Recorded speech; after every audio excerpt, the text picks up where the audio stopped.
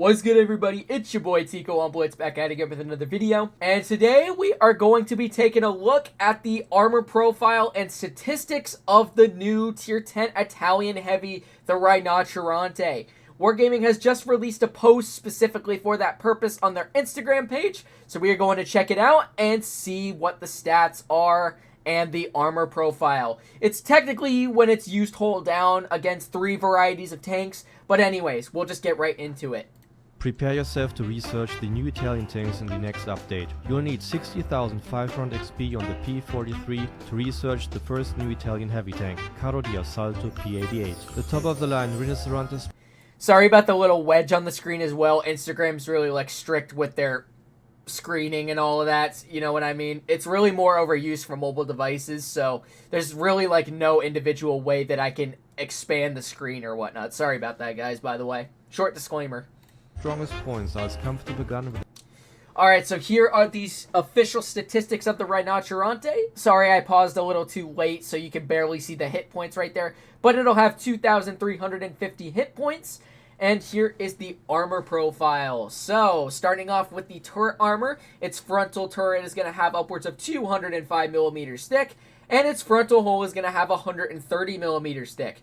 So, when this tank is going to be used hold down, there's going to be a variety of weak spots to choose from, varying on the class of vehicle that is up against it. But it's really going to make a difference for the whole armor, on the other hand, because the upper plate or the full upper infrastructure is going to be an auto ricochet no matter what. But on flat ground, it's really just going to make a difference because the majority of vehicles are going to be able to cut through and overmatch it easily, for that matter. The 2-shell auto reloader.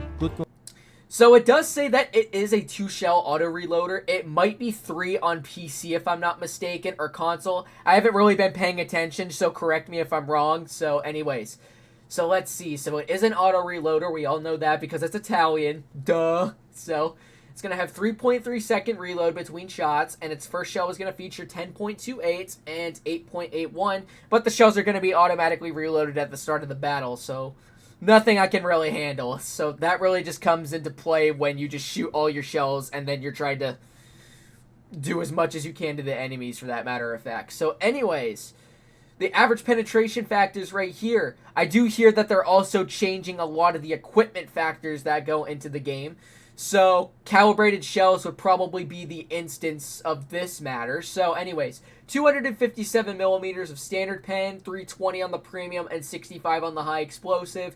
I would say my guess to the calibrated shells mechanic going and giving these shells a bit of a mere advantage, I would have to say that with the changes, they would probably give this tank maybe 350, high 350, or maybe even 360mm of pen. That's pretty good for a heavy, if I'm not going to be mistaken. There's a lot of other heavies that can compete with that, like an E5 upwards of 370 when you're running calibrated. But, yeah, that seems pretty solid. And then the average damage factors as well. 420 on the standard, 370 on the premium, and 520 on the high explosive. Mobility for a heavy tank and turret armor, which... Alright, and here is the aiming time of the vehicle. 4.1 seconds with a 0.34 dispersion. That's not necessarily that bad. And it will have the same gun depression as that of a 60 TP, being 7 degrees. And now the maneuverability section. So the vehicle goes at a top speed of 40 kilometers per hour with a reverse of 17. That's not necessarily that bad. With a power to weight of 14.3, I've seen better, but that's alright as well. Turret turn rate 2503. The whole turn rate seems it's going to be alright at 34.6.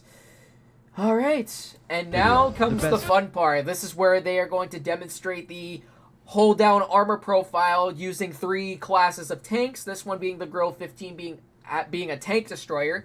So let's see what they will... Tactics for this tank. Hide the vulnerable hull. Alright, so as you can see with a Grill 15, there are a majority of weak spots that occur within the vehicle itself. Like this small little spot right here, right next to the gun mantlet right here on the left side of the turret right here. You also have a trapezoidal type of shape on the top of the gun mantlet. And this spot right here might be a bug if I'm not mistaken. Like they've done with a lot of other tanks throughout the majority of the game. I don't know if that's going to be a bug or an actual weak spot. We'll just have to find out and see once the vehicle comes into the game. Behind the hill and keep moving to make it. But as you can see, that looks like to be the hatch of the vehicle right here, because it says observation device broken right there. Harder for the enemy to target vulnerable points against tanks. Surprisingly enough, usually the hatch would be on the top of the vehicle, but for it being on the side, that's a little strange, to be honest with you. Destroyers. We see 2 vulnerable areas from the top and left. I think this might be a weak spot as well. It's just really tiny in comparison to a lot of the other weak spots that are located on the turret. But I think it's going to be about a 50-50% chance to cut through. Kind of like the majority of other vehicles that have like those troll spots on them. If you know what I'm saying? Try to hide them against heavy. Alright, so now this is it up against the T110E5. Let's see what it looks like. There's only one. Alright, so it seemed to have the same weak spot over on the left side, that spot that pokes out to towards the left of the turret, including this little spot right here. And this is what it looks like when it's angled as well. There's a very tiny weak spot right there, which it looks like he hit, but he's not going to be able to penetrate, as it is also a 50-50% troll spot as well. However, the major difference is you can see that trapezoidal type of shape that was able to be overmatched against a tank destroyer is not able to be the case against a heavy. Weak area and medium tank. So yep, he does bounce the shell off of that troll spot right there, as you can see. Can't penetrate the turret at all. You'll have to maneuver around them, but the RINOCERONTE is quite fast. Yeah, so he's saying that maneuvering the tank back and forth, just trying to bait a lot of shells against your enemies, is really going to factor into this tank's playstyle, especially because when you're moving your tank back and forth, it's really going to be hard to hit those weak spots when you're just being one of those typical weirdos that kind of do such thing, for that matter of fact. You can cover vulnerabilities against tank destroyers. See, that's exactly what he was demonstrating right there. Although he hit the hatch right there, when he was moving back and forth, it was a troll hit, and that means that it bounced the shell. Heavy with quick turret rotations left and right.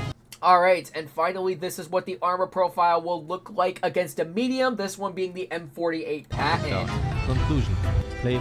So, the weak spots that were demonstrated previously 2 times before are still there, and the trapezoidal type of spot on the top of the gun mantlet is not able to be overmatched, similar to that of what it is for a heavy. From the turret, shoot, maneuver.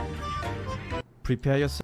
It seemed to have been another troll spot against medium tanks. I mean, like, since a lot of the mediums in the game that got PBR graphics, like the T62A, the Object 140, the Leopard 1, all of those tanks are probably going to have the similar cases to what you can expect when trying to hit that troll spot on the RINOCERONTE.